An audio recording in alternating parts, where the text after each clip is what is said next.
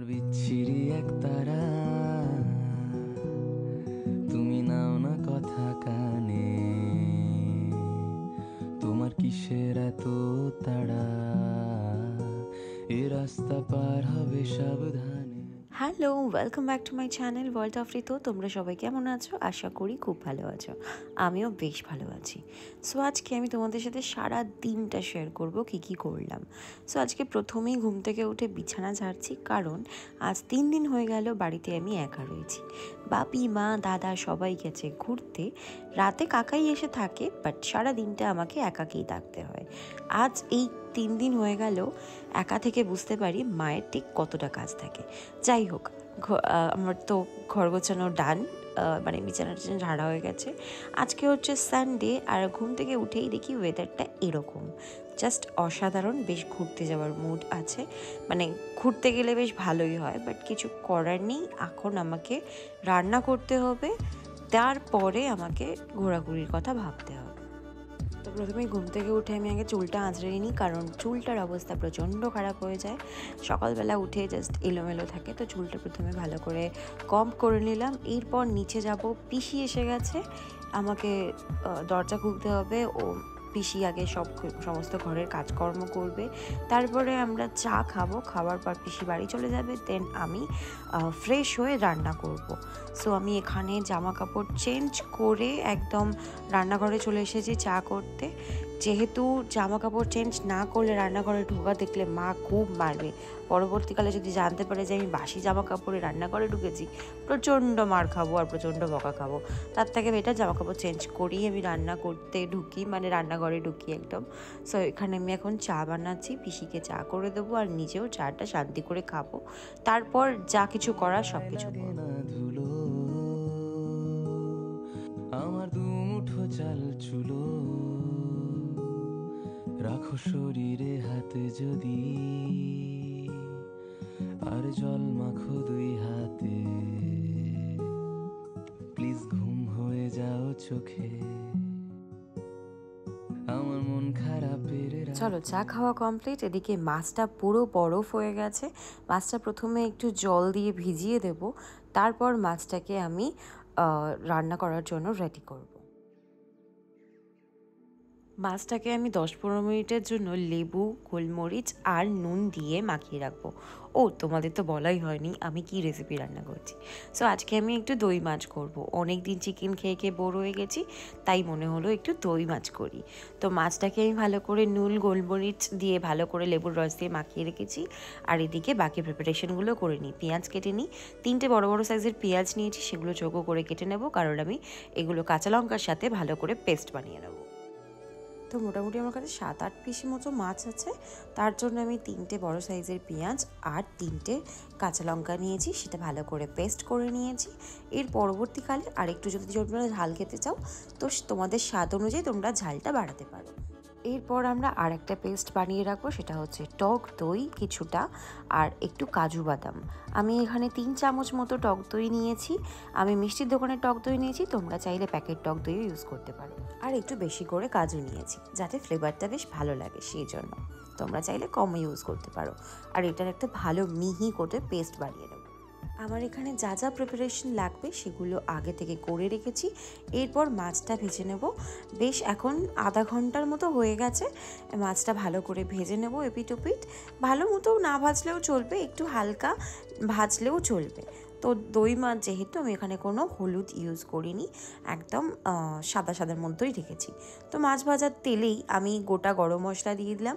দিয়ে দেবো এবার পেঁয়াজ বাটা আর লঙ্কা বাটা, যেটা আমি আগে থেকে করে রেখেছিলাম, সেটা দিয়ে ভালো করে ব্রাউন করে ভেজে নেব। আর তার সাথে দিয়ে দেবো গার্লিক জিঞ্জার পেস্ট। আমি এখানে রেডিমেড ইউজ করছি, কারণ ওই রসুন ছাড়াতে খুব সমস্যা হবে, সেই জন্য আমি একদম তাড়াহুড়োর জন্য গার্লিক জিঞ্জার পেস্ট বাড়িতেই ছিল সেটাই ইউজ করে নিয়েছি। তোমরা একদম যে গার্লিক হয় সেটা তোমরা ইউজ করতে পারো। তারপর একটু আমি ঝালটা খাই, সেই জন্য আমি একটু গুঁড়ো লঙ্কা দিয়েছি, খুব বেশি দিইনি, তাতে কালারটা চেঞ্জ হয়ে যাবে।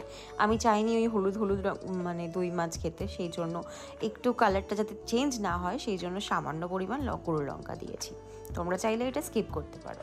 তারপর ভালো মতো কষিয়ে যখন পেঁয়াজ আর রসুনের কাঁচা গন্ধ চলে যাবে, তারপর আমার যে কাজু বাদাম আর দইয়ের যে পেস্ট বানানো ছিল সেটা ভালো করে দিয়ে দেবো। দিয়ে একটু নাড়াচাড়া করব। তারপর দিয়ে দেবো পরিমাণ মতো লবণ, একটু সামান্য বেশি চিনি, যেহেতু এটা দই মাছ একটু টক দইটার সাথে ব্যালেন্স করার জন্য চিনিটা একটু বেশি দিয়েছিলাম। আর দিয়ে দেবো গুঁড়ো গরম মশলা। এটা তোমরা পরেও দিতে পারো, আমি রান্নার সময়তে একটু দিয়েছি আর নামানোর সময়তে আর একটু দিয়েছি। তারপর একটু সামান্য জল দিয়ে মশলাটাকে ভালো করে কষিয়ে নেব। কষিয়ে নেওয়ার পর তোমরা আরও যদি গ্রেভি চাও তার জন্য আরেকটু জল দিয়ে, যদি গরম জল দাও খুব ভালো হয়। এরপর 3টে চেরা কাঁচা লঙ্কা দিয়েছি আমি, এটা ফ্লেভারটা খুব ভালো লাগে সেই জন্য। তারপরে এই যে গ্রেভিটা একটু ফুট ধরে গেলে তারপর মাছগুলো একে একে দিয়ে দেবো। এই যে দেখো এখানে গ্রেভিটা বেশ ভালো মতো ফুটতে শুরু করেছে, তো এই সময় আমি মাছগুলো একে একে দিয়ে দেবো।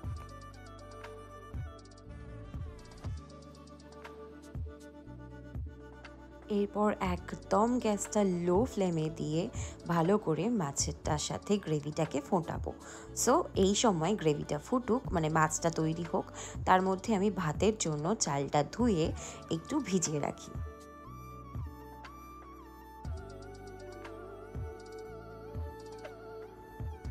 মাছটা অনেকক্ষণ ধরে ফুটেছে, প্রায় গ্রেভি টেনে নিয়েছে। এরপর আমি একটু সামান্য ঘি দিয়ে দেবো।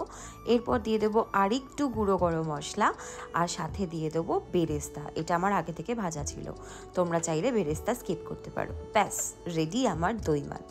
সো দেখে কেমন লাগছে অবশ্যই জানিও, আর খেয়ে কেমন লাগছে সে তো আমি নিজেই বলবো। আমার নিজের খাবার তো আমি নিজে খারাপ বলতে পারি না। যাই হোক, সো মাছ এদিকে রেডি, রান্নাও এদিকে কমপ্লিট। এবার আমি যাব ভাতটা বসিয়ে স্নানের জন্য। একদম ঝোড়ো কাকের মতো দেখতে লাগছে। এদিকে খাওয়া দাওয়া করে আমাকে তাড়াহুড়ো করে বেরোতে হবে, আজকে সানডে। সো আজকে আমি আবার একটু ঘুরতে যাব, সেই জন্য একদম ঝটপট খেতে বসে গেছি স্নান করে এসেই। তো মেনু তো তোমরা আগে থেকেই জানো যে কি খাবো, আর সাথে ছিল একটু আলু আর টমেটো মাখা, যেটা আগের দিনের ছিল, সেই জন্য সামনে একটুখানি ওটা নিয়ে নিয়েছি। আর নিয়ে নিয়েছি আমার নিজের বানানো দই মাছ, যেটা সত্যিই খেতে অসাধারণ ছিল। যদিও তুমি ভালো রান্না যতই করো না কেন, বাড়িতে যখন তুমি একা থাকবে, একা বসে খাবে, মানে এটা যে কি ডিপ্রেসিং লাগে ব্যাপারটা আমি বলে বোঝাতে পারবো না। যারা হয়তো একা থাকো তারা হয়তো বোঝো যে এই একা রান্না করে সারাদিন একা থেকে তারপর একা খেতে বসা, এটা যেন বড্ড বেশি কষ্টকর আমার মনে হয়েছে। যতবার মা বাপি চলে গেছে ততবার আমি একা একা যখনই থেকেছি তখনই আমার এই কথাটা মনে হয়েছে। তোমাদেরও যদি একমত হয় অবশ্যই আমাকে কিন্তু কমেন্ট সেকশনে জানিও।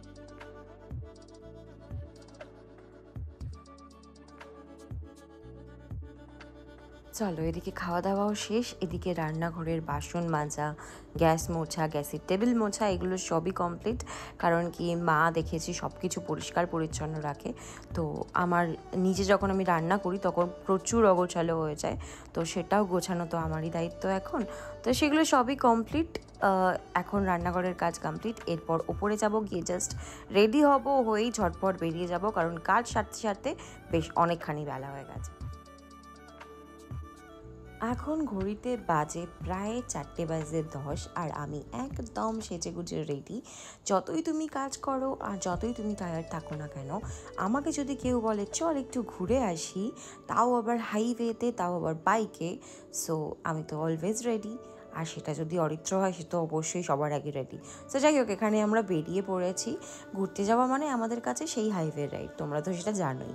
তাই জন্য আজকে ঘুরতে যাওয়ার আর কোনো স্পেশাল ব্লগ আসছে না।